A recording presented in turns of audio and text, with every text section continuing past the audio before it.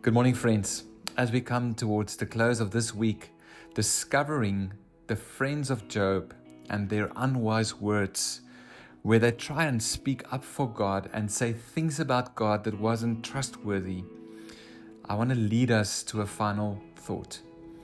We live in a world and age where freedom of speech is one of the highest virtues.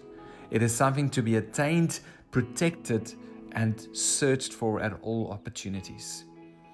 And sadly, because of this, amongst the followers of Jesus, we find ourselves at times speaking up and saying things that might actually be out of line with God's intent or the very context that we read those scriptures from.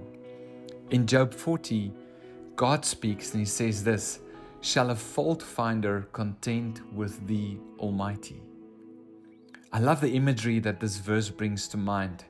The imagery of a small little person who comes with their list of things that they find is wrong, opposite the Almighty, the one who created all the things, this world and everything that we live in. And so many times we try and answer on behalf of the Almighty, and we lead people instead of to faith. We cause more doubt. Instead of hope, we cause uncertainty and fear. We ought to make sure that when we speak about the Almighty God, that we do it in such a way that people don't find fault in the ways that He works, but actually trust Him more.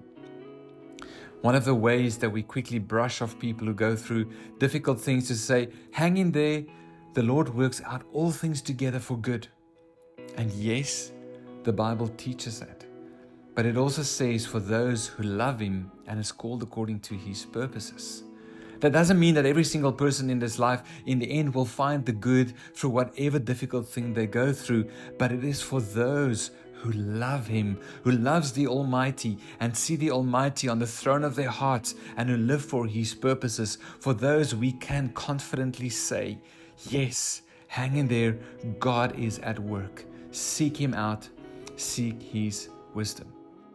So let's not exercise our freedom of speech in a way that can turn people's hearts away from God, but rather let's push them towards God and say, if you don't understand or if you find fault in where you are at in your relationship and journey with Him, go to Him.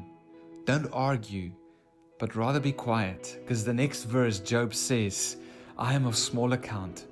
What shall I answer you? I lay my hand on my mouth.